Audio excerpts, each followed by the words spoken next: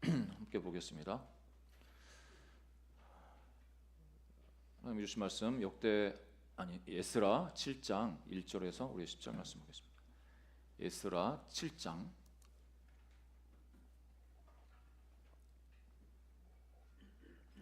에스라 7장 1절에서 10절입니다. 교독하겠습니다. 2일 후에 바사 왕 아닥사스다가 왕 위에 있을 때에 에스라라 하는 자가 있으니라. 그는 스라야의 아들이요 아사라의 손자요 힐기야의 증손이요 살룸의 연손이요 사독의 5대 손이요 아히두베의 6대 손이요 아마랴의 7대 손이요 아사라의 8대 손이요 무라요스의 9대 손이요 스라야의 10대 손이요 오시엘의 북계 12대 손이요 아비수아의 13대 손이요 비느하스의 14대 손이요 엘르아살의 15대 손이요 대제사장 아론의 16대 손이라. 이 에스라가 바벨론에서 올라왔으니 그는 이스라엘의 하나님 여호와께서 주신 모세의 율법에 익숙한 학자로서 그의 하나님 여호와의 도우심을 입음으로 왕에게 구하는 것은 다 받은 자이더라. 아닥사스다 왕 제7년에 이스라엘 자손과 제사장들과 레위 사람들과 노래하는 자들과 문지기들과 느디님 사람들 중에 몇 사람이 예루살렘으로 올라올 때에 에스라가 올라왔으니 왕의 제7년 다섯째 달이라. 첫째 달 초하루에 바벨론에서 길을 떠났고 하나님의 선한 손에 도우심을 입어 다섯째 달 초하루에 예루살렘에 이르니라. 에스라가 여호와의 율법을 연구하여 준행하며 율례와 규례를 이스라엘에게 가르치기로 결심하였었더라. 아멘. 누구나 행동하는 데 있어서 다 다양한 생각과 성격 또 자기 경험치가 있기 때문에 어떤 일을 만나면 판단하고 행동하는 것이 다 다를 수가 있습니다. 그거를 이제 어떤 무엇에 가치를 두느냐, 이게 중요하다고 생각하는 자기가 그걸 가치 있게 여기는 그것을 중심으로 해서 사람은 생각하고 판단하고 또 그렇게 행동하는 것을 볼 수가 있습니다. 그 가치를 이렇게 설정하고 어떤 가치로 내가 살아야 되는지 이거를 세우는 게 참 중요한데, 평소에는 모르더라도 그 힘든 일이 발생하면은, 위급 상황이 발생하면 우리는 인간인지라 그냥 본능대로 행동을 하고 싶어 합니다. 그러니까 그 가치를 분명하게, 내가 내 인생의 핵심 가치는 이거야, 이거가 제일 중요하고 여기에 우선순위를 둘 거야, 이렇게 생각하는 사람들은 그런 어떻게 보면 위급한 상황, 좀 뭔가 손해볼 수 있는 그런 상황이 되더라도 그 가치 때문에 그 가치에 의한 그 판단을 하게 되는 거죠. 예를 들어 회사도 마찬가지인데, 예전에 우리 여러분 머리 아플 때 타이레놀 많이 드시지 않습니까?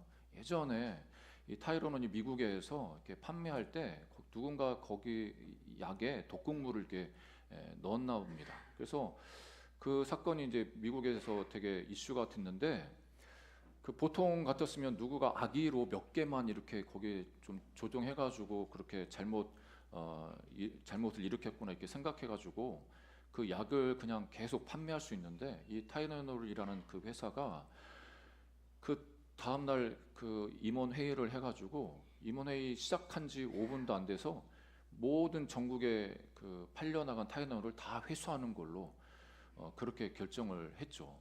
그래서 CEO 되는 사람이 이야기하기를, 우리는 이걸 생각할 필요도 없다. 그러니까 회사가 엄청난 손해를 안더라도 우리 회사의 가치는 모든 사람을 이롭게 유익하게 하는 것. 뭐 약으로 남 죽이는 거 일 하겠습니까? 남 살리려고 약 만드는 거 아니겠습니까? 그 가치대로 우리 회사가 움직여지기 때문에 이거는 생각할 겨를도 없어. 우리가 어떤 손해를 감수하더라도 지금 나간 그 모든 약 다 전량 회수한다 해가지고 다 회수했죠. 몇 천억의 그 손해를 감수하면서까지 그런 일을 했습니다. 이런 걸 보면 참 대단한 결정을 했다고 볼 수가 있죠. 쉽지 않은 결정이죠. 누가 어떻게 보면 그거 하나로 회사가 망할 수도 있는 상황인데 주력 상품인데 그게 또 그거를 몇 천억에 걸쳐서 그거를 회수해 가지고 폐기를 한다는 것은 정말 쉽지 않습니다. 그 회사가 정해놓은 그 핵심 가치, 사람을 살리는 그거에 반한 일들이 일어나면 무슨 손해를 보더라도 그거를 다 감수하고라도 이 가치를 지키겠다 이렇게 결정하는 거죠. 뭐 그 요즘에 그 회사만 그러겠습니까? 이 세상에서 존경받고 또 그렇게 모든 사람들이 인정해주는 그런 회사들 보면 자기들 그 어떤 계산에 의해서 움직이는 게 아니라 정말 자기들이 잘못한 게 있으면 바로 그걸 인정하고 리콜을 하서라든지 어떤 손해를 감수해서라도 그거를 고쳐두든지 회수를 하든지 그렇게 합니다. 그러면 지금 당장은 힘들지만 시간이 지나면 와 진짜 이 회사는 믿을 만한 회사야 뭐 이렇게 해서 신뢰가 회복되고 그러면 더 앞으로 그 회사가 더 커 나가는 것을 볼 수가 있습니다. 그런 핵심 가치를 가지고 사는 회사도 있고 또 개인도 있고 민족이 있습니다. 그러니까 그 한 나라라고 생각할 때 나라 자체가 망해버리면 모든 사람들은 그 나라의 구성원들은 피난 가든지 망명 가든지 그 나라라는 존재 자체를 잊어버리고 살 경우가 많이 있습니다. 그러니까 고대 수많은 나라가 있었지만 그 나라라는 그 정치 지도자 왕과 그 정치 시스템이 무너지고 나서 계속 그 나라 민족성이 살아있고 계속 그것을 끊임없이 이어간 나라 그 민족은 세상에 별로 없습니다. 제가 알기로는 뭐 여러분 어떤 민족이 생각나십니까? 나라가 망했는데도 그 나라 그 구성했던 민족이 계속 지금까지 살아있는 민족 어떤 민족이 있을까요? 예, 이스라엘. 네, 정답입니다. 제가 아는 상식선에서는 이스라엘밖에 없습니다. 이스라엘이 나라로 독립한 지는 1948년도 정도 되죠. 2차 세계대전 그 후반에 독립을 이뤘는데 그 전까지는 거의 2000여 동안 계속 나라 없이 그렇게 지냈습니다. 그러면 그 나라가 그 민족이 그렇게 어떻게 보면 나라 자체도 없는 왕도 없고 뭐 국회의원 뭐 정치 지도자도 없고 그 시스템도 없는데 어떻게 보면 그 민족이 그렇게 계속 몇천 년 동안 나는 이스라엘이야, 나는 유대인이야 이거를 가지고 그렇게 살아왔을까요? 그 핵심에는 율법이 있었습니다. 이 토라가 있었고 이 구약 성경이 있었습니다. 이들의 민족 정신을 하나로 모아서 그 신앙 가운데 야훼 신앙을 가지고 계속 버텼던 민족 유대인들인데 그 성경을 구성하고 그러니까 그 전에는 이제 모세오경 뭐 이렇게 여러 가지 성경이 있었지 않겠습니까? 구약에 그거가 다 어떤 두루마리 여기에 쓰여져 있고 저기에 쓰여져 있고 저기에 쓰여져 있고 이렇게 하지 않겠습니까? 처음부터 하나님이 구약 성경을 창세기부터 말라기까지 누군가 한 명 세워놔가지고 야 받아 적어라 해가지고 받아 적어가지고 구약 성경이 된 게 아닙니다. 구약 성경의 그 모습이 드러나기까지는 여러 많은 일들이 일어났는데 그 중에도 그래도 이 모세오경과 함께 구약 성경이라는 것을 그래도 조금 그런 형태로 좀 이렇게 갖추려고 노력했던 그런 사람들이 있었습니다. 그게 그 핵심에 에스라라는 사람이 있습니다. 에스라. 그 에스라 이 시대에 포로로 끌려갔던 이스라엘 민족이 다시 귀환을 하면서 어떻게 이 민족이 다시 한번 하나님 앞에서 바로 서 있고 이 나라가 온전히 계속 유지될 수 있을까? 여러 가지 고민이 있었겠죠. 이 학사이면서 제사장이었던 이 에스라는 그 하나님 말씀을 다시 한번 역사를 되짚어 보면서 기록을 해 나가고 여기저기 뿌려져 있던 그런 것들을 조금씩 모아서 어떻게 보면 이스라엘 백성들을 가르치기 시작을 했습니다. 오늘 어떻게 보면 본문 그 내용이 그 연장선에서 에스라가 어떻게 사역을 했는지를 보여주고 있습니다. 여러분 에스라 1장부터 6장까지는 어떻게 보면 수룹바벨과 예수와의 그 사역으로 성전이 이제 재건이 되고 그게 성전이 완공된 지가 BC 516년입니다. 그러면 에스라 7장에 딱 들어와서는 우리는 성경을 읽을 때 한 장 넘기면 그냥 시간이 바로 그 뒤에 일어난 일이라고 생각하는데 이 에스라 6장과 7장 사이에는 50여 년의 시간이 흐른 후에 에스라 이 이야기가 나오는 겁니다. 그러니까 성전이 완공이 되었지만 여전히 이스라엘 백성들은 페르시아 제국의 통치를 받고 있는 상황이었습니다. 그리고 주변국에 의해서 주변 이방인들에 대해서 위협을 받는 그런 상황이었는데, 이 에스라가 궁전에 있다가 이 아닥세스다 왕의 그 재가를 얻어서 어떻게 보면 다시 포로들을 이끌고 2차 귀환을 합니다. 1차 포로 귀환과 함께 이제 2차 포로 귀환이 에스라를 중심으로 해서 일어난 거죠. 여러분, 이 지금 아닥세스다 왕 7년이라고 이렇게 표현을 하는데, 우리 세계력으로 치면 BC 458년입니다. 그러니까 516년에서 458년 그 사이가 한 58년의 그 간격이 있는데, 여러분 잘 아시는 것처럼 이 58년 간격에 어떤 일이 일어났냐면 에스더의 그 사건이 일어났습니다. 아수에르 왕 여러분 들어보셨죠? 아수에르 왕의 왕비가 에스더였죠. 그 전에 왕비가 있었지만 폐위되고 다시 새로 왕비가 들어섰는데 그게 바로 에스더였습니다. 세계사에서는 이 아하수에르 왕의 이름이 크세르크세스입니다. 여러분 영화에 300 영화를 보셨겠는데 거기서 나온 그 이렇게 귀걸이 달고 이렇게 나온 사람이 있습니다. 그게 이제 아하수에르 왕 크세르크세스인데 그게 에스더 남편입니다. 네. 아무튼 이 사이에 이 58년 이 사이에도 하나님이 어떤 일을 행하지 않고 있는 것처럼 보인다고 해도 하나님은 역사 속에서 이스라엘 백성을 민족 자체를 보존하시기 위해서 엄청난 일을 이루고 계셨던 거죠.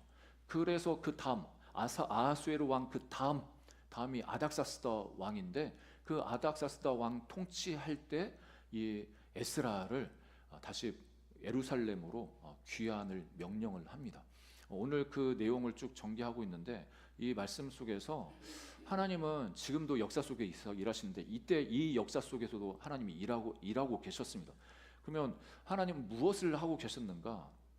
오늘 말씀을 통해서 발견하기 원하는데, 왜 그러냐면 역사의 그 과거에 역사하셨던 그 하나님은 과거의 하나님으로 머물러 계신 게 아니라 지금 현재 내 삶에도 간섭하시고 인도하시는 그 하나님이시기 때문에 그렇습니다. 그러니까 우리 하나님이 어떤 일을 하시는지를 알면 내 삶에서도 하나님이 이런 일을 행하시구나, 그거를 발견할 수 있고 하나님을 만날 수가 있는 거죠. 첫 번째로 하나님께서 이스라엘 백성들의 삶 가운데 행하셨던 그 일, 첫 번째는 내면을 회복하기 시작하셨습니다. 어떻게 보면은 성전을 재건하고 건축했다는 것은, 그러니까 솔로몬 성전이 다 회파되고 그 절망 가운데 있는 상황이었는데, 이제 다시 포로로 끌려갔던 사람들이 그 후세대들이 다시 돌아와가지고 예루살렘에서 이 성전을 지은 거 아니겠습니까? 이 성전이 참 이스라엘 백성들에게도 중요한 의미가 있습니다. 그래서 이스라엘 백성들이 어디에 있든지 예루살렘으로 간다고 할 때 표현할 때는 다 올라간다는 표현을 씁니다. 그 성전 중심이기 때문에. 그러니까 북쪽에 있어도 남쪽에 있어도 동쪽에 있어도 서쪽에 있어도 다 올라간다, 예루살렘으로 올라간다 이렇게 표현합니다. 예루살렘에 뭐가 있냐? 성전이 있기 때문에. 그 성전 무엇을 상징하느냐? 하나님의 임재를 상징합니다. 하나님이 우리와 함께 하신다, 이것을 상징하기 때문에 다 모두가 예루살렘으로 올라가서 하나님을 만나자, 이런 마인드가 다 있는 거죠. 그래서 그 성전이 이제 건축됐기 때문에 이스라엘 백성들 입장에서는 어떻게 보면 거의 다 모든 게 다 완성된다고 이렇게 볼 수가 있죠. 그런데 하나님 보실 때 그 성전 그 건축한 외형적으로 그 건물 건축한 거 그거가 다가 아니고, 너희들 안에 진정 하나님을 향한 야훼 신앙, 다시 말하면 좀 추상적인 표현이지만 너희들 안에 성전이 세워져야 된다, 이거를 말씀하시는 겁니다. 그러니까 우리가 그렇지 않습니까? 눈에 보이는 교회 건축을 했다고 해서 그 교회가 다 세워진 게 아닙니다. 어떤 담임 목사님이 그런 얘기 하시더라고요.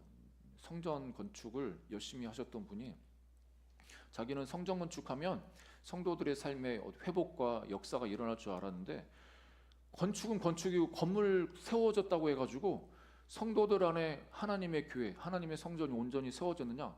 그건 또 별개의 문제라는 거죠. 여러분들도 다 경험상 아실 겁니다. 그러니까 이스라엘 백성들에게 있어도 그런 거죠. 성전 건축했다고 해서 성전이 완공됐다고 해가지고 이스라엘 백성들 안에 있는 하나님 나라가 세워졌다거나 그 하나님의 임재가 회복됐다거나 이런 일이 일어나지 않는 겁니다. 그래서 하나님께서는 에스라를 통해서 이스라엘 백성들에게 다시 보내주셔서 하나님 말씀을 가르치기 시작해서 그 말씀을 통해서 하나님을 다시 경외하게 하고 하나님 백성답게 살도록 그렇게 하신 것을 볼 수가 있습니다. 내면을 회복하심을 통해서 하나님의 인재를 또 경험케 하시는 것을 봅니다. 오늘 보니까 에스라가 어떤 가문 출신인가를 1절부터 5절에 쭉 표현을 하고 있는데 이 족보 이야기가 쭉 기록되어 있죠. 여러분 이 성경에서 족보를 이렇게 쭉 읽다 보면 되게 지루합니다. 그리고 에스라 2장도 그렇고 에스라 8장도 그렇고 사람들 이름이 이렇게 기록되어 있지 않습니까? 누가 왔다, 누구나 왔다.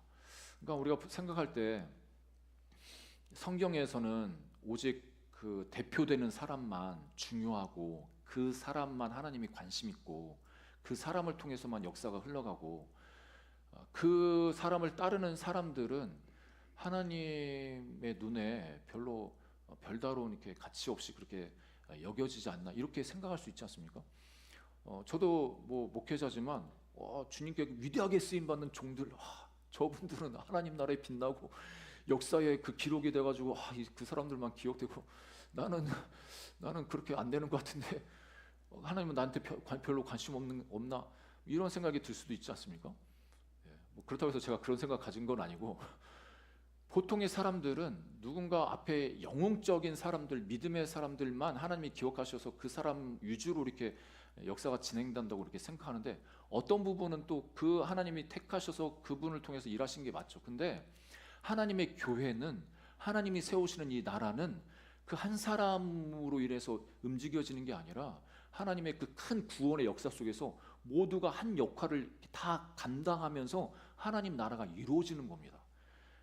그러니까 뭐 조용기 목사님이 하나님 나라를 다 이루었냐 이게 아니고 여러분과 제가 그 하나님 나라의 큰 그림 안에서 하나님의 그 우주적인 교회 안에서 한 부분들 담당하면서 그렇게 살아가고 있는 거죠. 그러니까 이스라엘 백성도 마찬가지죠. 그래서 에스라뿐만 아니라 이 구약에 그렇게 뭐 사람들 이름 왜 이렇게까지 사람들 이름 기록하냐 이렇게 생각할 텐데 그 한 사람 한 사람 하나님이 다 기억하고 계시고 하나님 나라에서 중요한 사람들이라는 것을 우리에게 환기시키기 위해서 그렇게 일부러 또 기록을 해 놓은 것을 볼 수 있습니다. 아무튼 이 에스라는 어떻게 보면은 우리 식으로 하면 뼈대 있는 집안이죠. 제사장 그 뭐 어떻게 보면 아론의 16대 손 이 정도로 참 대단한 집안인데 6절에 보니까 그 뼈대도 뼈대지만 이 에스라가 살던 시기에 왕과의 관계 속에서 어떤 은혜를 받았는지를 이렇게 표현합니다. 6절에 보니까 이 에스라가 바벨론에서 올라왔으니 이는 이스라엘의 하나님 여호와께서 주신 모세의 율법에 익숙한 학자로서 그의 하나님 여호와의 도우심을 입음으로 왕에게 구하는 것은 다 받은 자이더니, 그러니까 왕의 총애를 받은 사람입니다.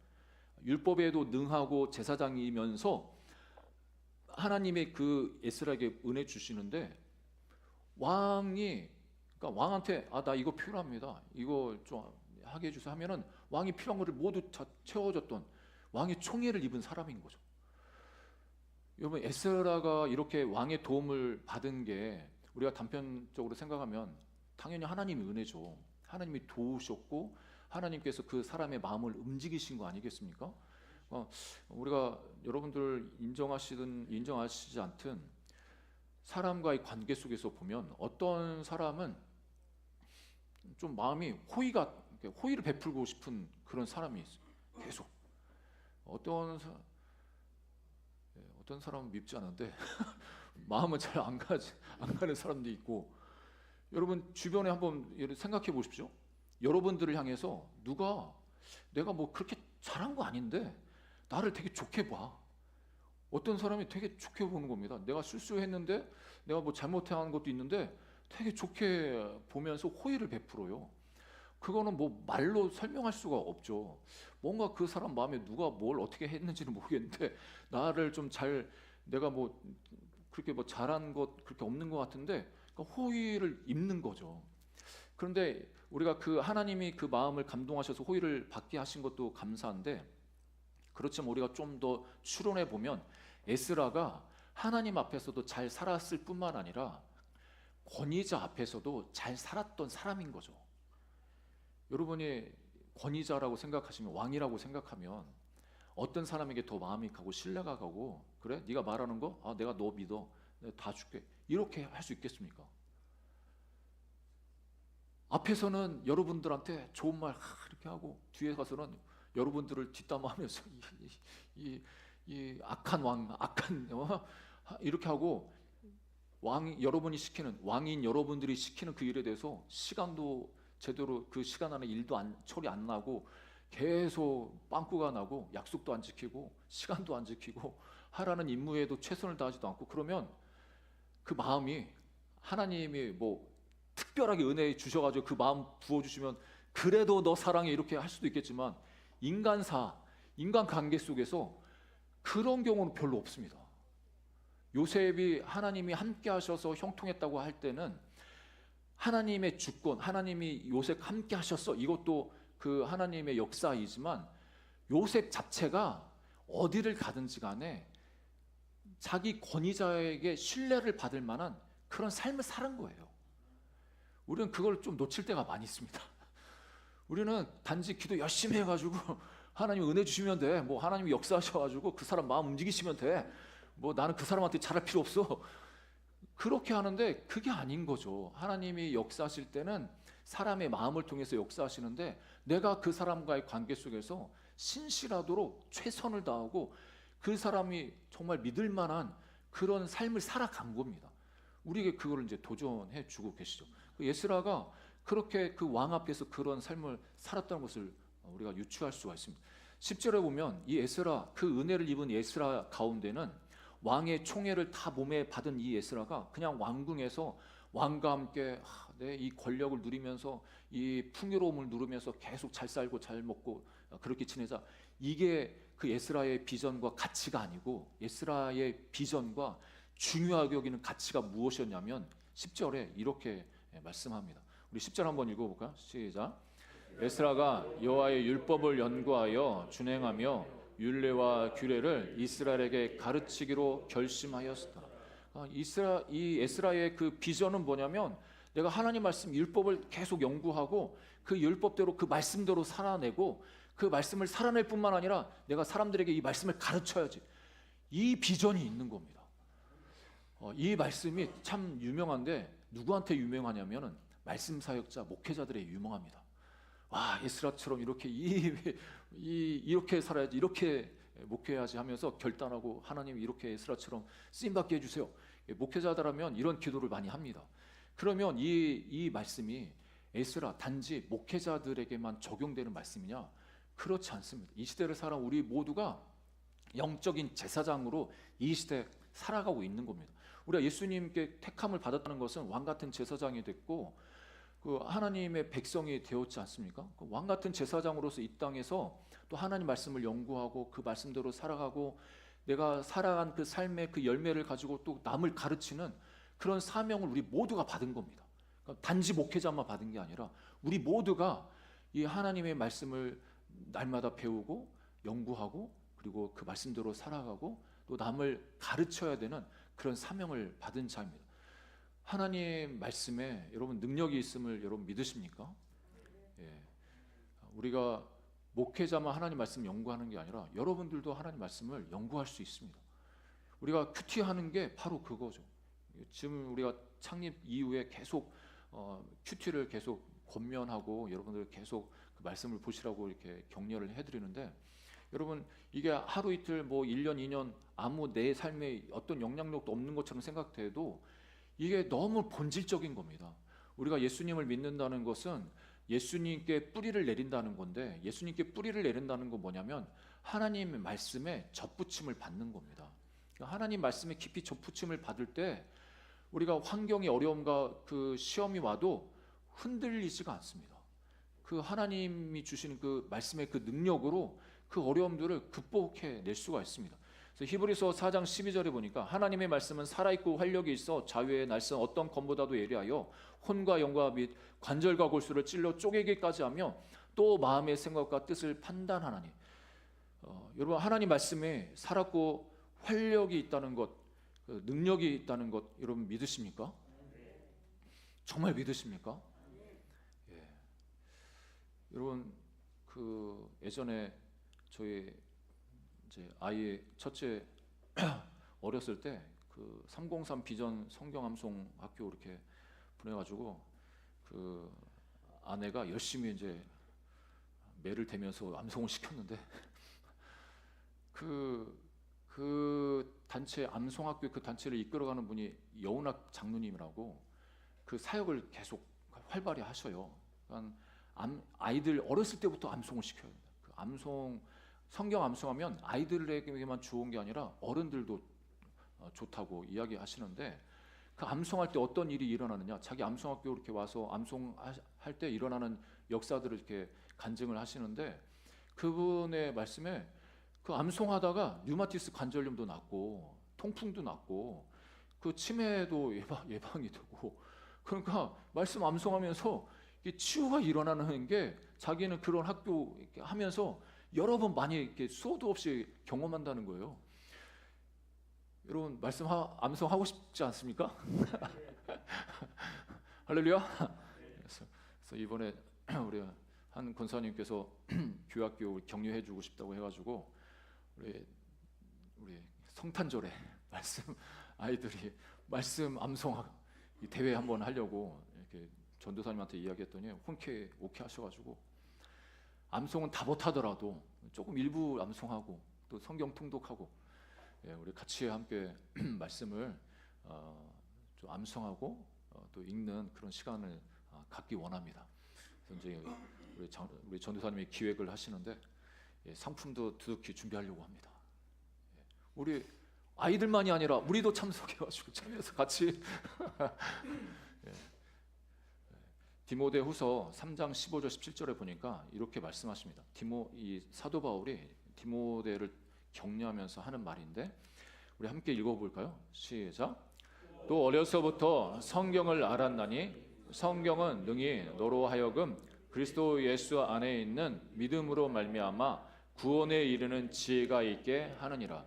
모든 성경은 하나님의 감동으로 된 것으로 교훈과 책망과 바르게 함과 의로 교육하기에 유익하니 이는 하나님의 사람으로 온전하게 하며 모든 선한 일을 행할 능력을 갖추게 하려 함이라. 우리가 하나님 앞에서 연약한 부분들이 많이 있습니다. 그 연약하기 때문에 하나님께서는 우리에게 또 말씀을 주셨습니다. 그 말씀을 통해서 교훈을 얻고 책망을 받고 바르게 되고 의로 교육할 때 우리가 하나님 앞에서 온전한 사람으로 그렇게 하나님께서 그 삶을 살아갈 수 있는 능력을 주시겠다고 이렇게 약속하고 계십니다. 하나님의 그 능력을 날마다 경험하는 저와 여러분 되기를 주님은 축복합니다. 제가 군대 전역하고 나서 시간이 좀 있어서 성경 통독하는 그 세미나를 한번 참석한 적이 있습니다.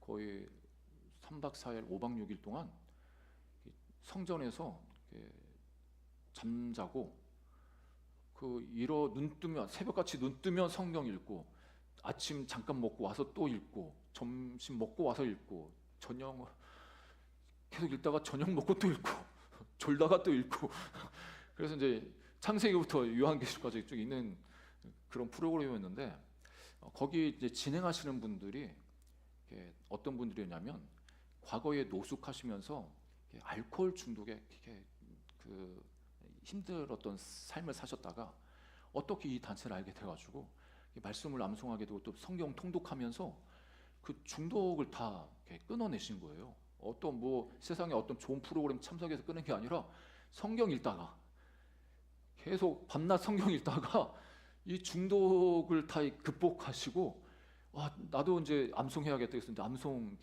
하시면서 성경 통독을 진행하셨는데 제가 되게 그 은혜도 있었지만 그분들의 간증도 참 은혜가 있었지만 저 개인적으로도 어떤 은혜를 경험했냐면 진짜 이게 말씀 자체에 이 신비로운 능력이 있구나 이거를 경험을 했는데 이 세미나를 참석하고 이제 나서 이후에 집에 이제 돌아왔단 말이죠. 웬만하면 그때는 20대였으니까 얼마나 이게 되게 혈기도 있고 그렇습니까? 또 유혹도 많이 받고 내가 갑자기 내가 생각할 때 내가 왜 이렇게까지 거룩해졌지? 여러분들 좀 내가 과거에 내가 아닌데 내가 왜 이러지? 할 정도로 생각하는 것, 그 전에 숱한 그 악한 좀 이렇게 음란한 그런 잡념들, 이런 부분들이 갔다고 나서 와, 이게 내가 바뀌었나? 이게 뭐가 바뀌었나? 그러니까 제가 한 거는 아무것도 없는 거, 그냥 거기 가가지고 졸더라도 성경 계속 읽고 듣고 내가 입으로 고백하고. 그러니까 성경 자체 안에는 하나님이 부어주시는 그 능력이 있습니다. 그러니까 우리가 하나님 말씀을 가까이 하려고 이렇게 몸부림치지 않습니까? 여러분, 그 하나님의 그 능력을 우리 삶에서 경험하시는 저 여러분 되기를 주님은 축복합니다. 마지막 두 번째는 하나님 어떤 일을 행하시는가, 선한 손으로 도우셨다고 이렇게 표현을 하고 있는데, 6절 한번 보시면, 이 에스라가 바벨론에서 올라왔으니 그는 이스라엘 하나님 여호와께서 주신 모세의 율법에 익숙한 학자로서 그의 하나님 여호와의 도우심을 입음으로, 그러니까 도우심을 입었다. 이 표현이 이 에스라에서의 계속 반복적으로 말하고 있습니다. 9절에도 보면 중간에 보니까 하나님의 선한 손에 도우심을 입어.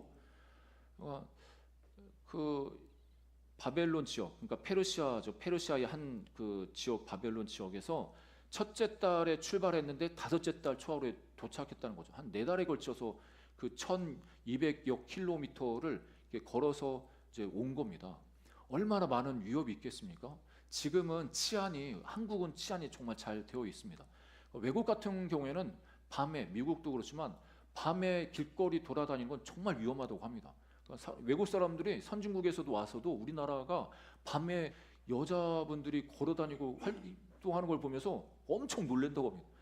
그러니까 미국이나 다른 뭐 선진국이라고 해도 밤늦게 여자 혼자 이렇게 돌아다니면 너무 위험한 거죠. 그리고 우리나라 같은 경우에는 뭐 카페에도 그렇지만 어디 가다가 자기가 핸드폰 같은 거 위에다 올려놓고 뭐 커피 타오고 그러지 않습니까? 여러분, 우리나라 진짜 좋은 나라입니다. 다른 나라 같으면 그냥 바로 가져간대요. 바로 가져가. 그리고 우리 뭐 새벽 배송에도 그 쿠팡도 오고 그러지 않습니까? 택배 잃어버리는 거는 비지기 있습니다. 비지기수. 우리는 뭐 새벽에 갖다 놔도 누가 건드리질 않아. 가져가지를 않아요. 고가의 그 물건을 주문해도 누가 가져가지 않아요.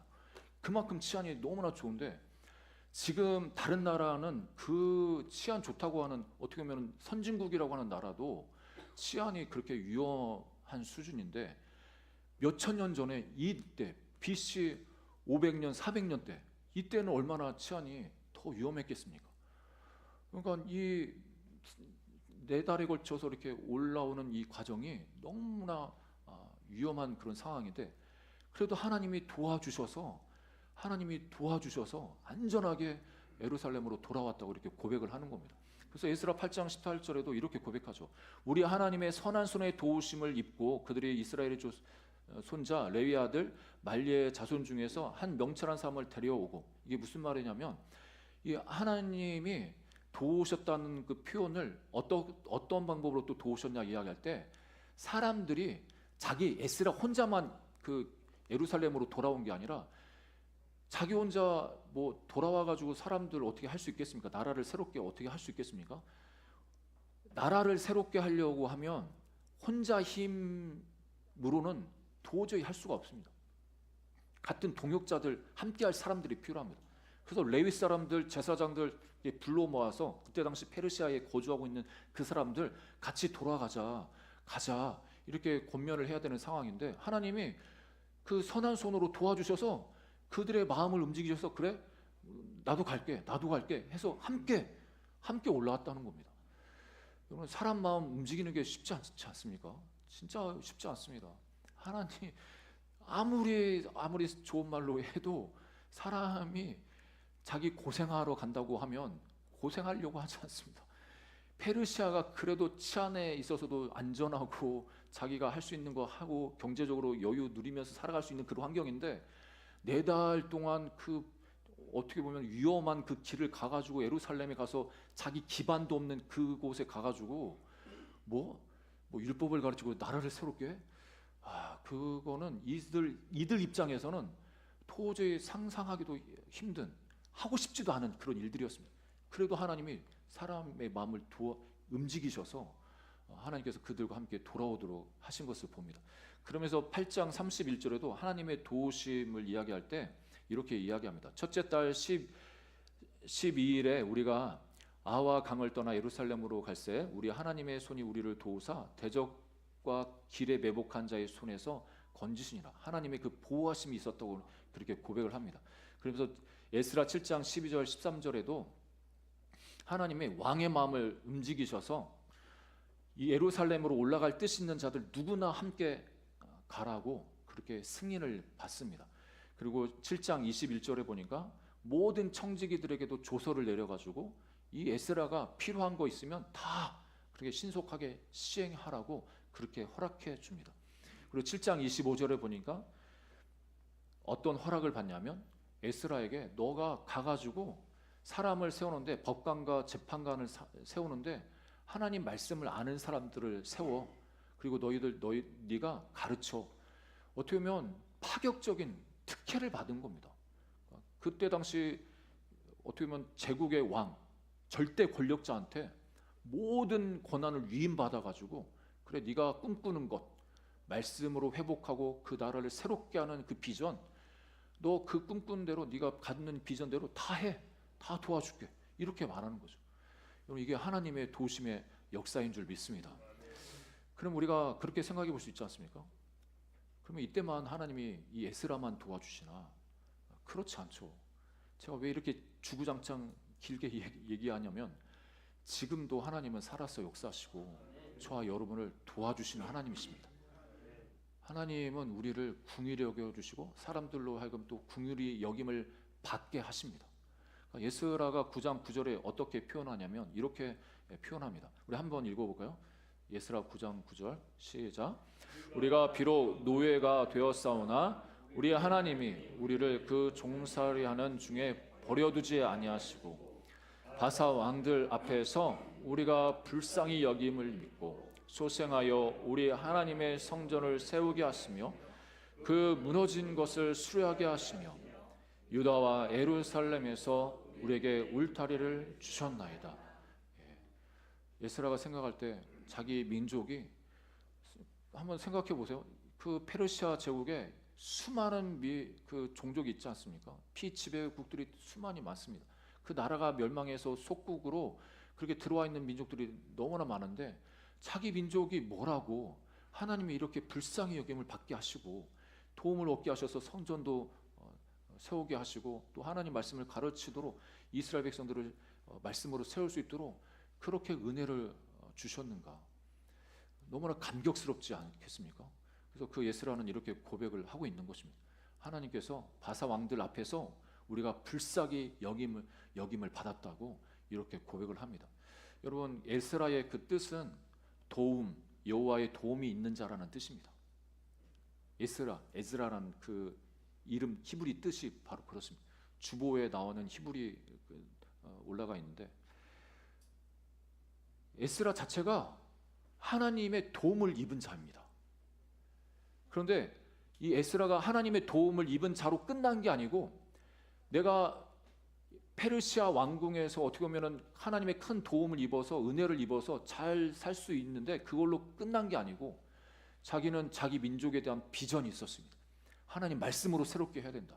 그 말씀으로 내면을 회복시켜야 된다. 그래서 그 말씀을 가지고 그 자기 고국으로 돌아온 겁니다. 그래서 하나님의 도움을 입은 자로서 살아가는 것뿐만 아니라 자기 민족을 돕고 사람들을 돕는 자로 그렇게 하나님 앞에 쓰임받았던 것입니다. 여러분, 동일하게 이 시대를 살아가는 우리 그리스도인들도 하나님의 도움과 은혜를 입은 자인 것을 여러분 기억하시기를 주의 이름으로 축복합니다. 하나님이 저와 여러분을 불쌍히 여겨주셨습니다. 긍휼히 여겨주셨습니다. 수많은 사람 중에도 하나님이 여러분들을 보시고 긍휼히 여겨주셔서 예수님 믿게 하셨습니다. 하나님을 알게 하셨습니다. 여러분, 이게 놀라운 은혜입니다. 여러분, 주변에 예수님 믿는 사람들을 가까이 하고 주변에 많은 게 이게 예수님 믿을 확률이 더 높은 거 아시죠? 내가 예수님 안 믿는 식구 그 삶에서 태어나서 지내다 보면 예수님 안 믿고 그렇게 살아갈 수가 있습니다. 그런데 어떻게 어떤 은혜를 입었는지 예수님 믿는 사람을 친구를 만나든 배우자를 만나든 부모를 만나든 시부모를 만나든 어떻게 해서 그렇게 연결돼 가지고 예수님의 그 복음을 듣게 하시고 그래서 하나님의 택함을 받아서 하나님 자녀됨을 그런 은혜를 그 축복을 받은 것입니다. 하나님의 도움을 입은 자인 것을 여러분 꼭 기억하시기를 주의 이름으로 축복합니다. 그리고 지금만 하나님의 도우심과 은혜를 입은 게 아니라 앞으로도 계속적으로 하나님은 여러분을 도우신 자로 여러분의 인생 가운데 돕는 자로 늘 함께해 주십니다. 그 하나님을 신뢰하시기를 주의 이름으로 축복합니다. 이 말씀이 예수 그리스도 안에서 성취된 겁니다. 어떻게 보면 예수님께서 이 땅에 오셔서 그 예수님이 십자가에서 우리의 모든 죄를 다 짊어지시고 십자가에서 죽으시고 그 예수님이 내 죄를 위해서 죽으셨다 부활하셨다 그 예수님이 나의 구주 나의 하나님이다 그 믿는 그 영혼들에게 성령을 보내어 주셔서 항상 함께 계시겠다고 항상 내가 너를 도와주겠다고 이렇게 늘 우리 가운데 함께하고 계시다는 겁니다. 이게 얼마나 큰 은혜입니까? 그 은혜를 날마다 누리시기를 주의 이름으로 축복합니다. 그리고 그 하나님의 도우심과 은혜를 입은 자로서 나도 누군가를 돕는 자로 그렇게 살아가는 우리 모두가 되기를 주의 이름으로 축복합니다. 저는 여러분을 만나서 너무 복받은 자입니다. 어제도 그렇고 너무 감사하더라고요. 어제 이제 창립 예배가 있는 그 교회가 있어서 다녀오니까 우리 안수 집사님과 우리 한 집사님이 여기 이렇게 지붕에 올라가지고 작업을 하고 계시는 거예요. 여기 중간에 이제 물 새니까 그런 것을 보면서 제가 절대로 시키지 않았습니다. 하라고 이렇게 하지 않았는데 또 하나님이 그렇게 마음에 해야겠다는 그 마음 생각을 가지시고 이렇게 움직이시고 너무나 감사하더라고요. 그리고 이렇게 교제하면서 저는 계속 어떻게 보면은 고민을 뭐 여러 가지 하겠지만 또 생각 못하는 부분들이 있거든요. 하나님이 이때는 이렇게 하시는데 이렇게 나타나셨는데 그런 질문들 들어오면서 이런 의문이 있을 수 있겠구나. 또 내가 좀 공부할 수 있는 그런 또 그 은혜를 주셨습니다. 너무 감사하더라고요. 여러분 우리 서로가 서로를 돕는 자로 이곳에 이 공동체로 부름을 입었습니다. 우리 옆에 분 이렇게 축복했으면 좋겠습니다. 당신은 나를 돕는 자입니다. 네. 다시 한번 할게요. 저는 당신을 돕는 자입니다. 이렇게. 네. 네. 우리가 이 시대의 에스라로서 하나님의 도움을 입은 자로 그리고 남을 돕는 자로 이 땅에 살아가는 우리 위례 하늘교회 공동체 되기를 주의 이름으로 축복합니다. 함께 기도하는 시간 갖겠습니다. 함께 기도하실 때 하나님께서는 눈에 보이는 성전이 건축되는 것 이것으로 만족하지 않으시고 우리 이스라엘 백성들 내면이 회복되어지고 그 안에 진정한 성전이 세워지기를 원하셨습니다. 말씀으로 하나님이 임재하시는 그 성전이 세워지기를 기대하셨는데 하나님 예수 그리스도 안에서 성령을 통해서 이 말씀이 우리의 심령 안에 성취되게 하신 것 감사합니다. 우리 안에 하나님 함께 하시고 임재하고 계시고 늘 동행하심을 감사합니다. 우리 마음에 또한 우리가 하나님 말씀을 늘 가까이 함을 통해서 우리 심령이 날마다 새로워지고 더 믿음이 견고해지고 그리고 신앙이 더 성장하는 성숙한 하나님 백성 되게 해 주옵소서. 하나님으로부터 도움을 입은 자로 이 땅을 살아가고 또 남을 돕는 자로 또 살아갈 수 있도록 도와주옵소서. 함께 기도하겠습니다. 우리 주님 한번 부르짖고 기도하겠습니다. 주여, 주신 하나님 아버지 은혜와 사랑을 감사드립니다. 하나님 아버지 하나님께서 우리를 사랑하여 주시고 하나님 아버지 귀한 자녀 삼아 주신 것 감사합니다.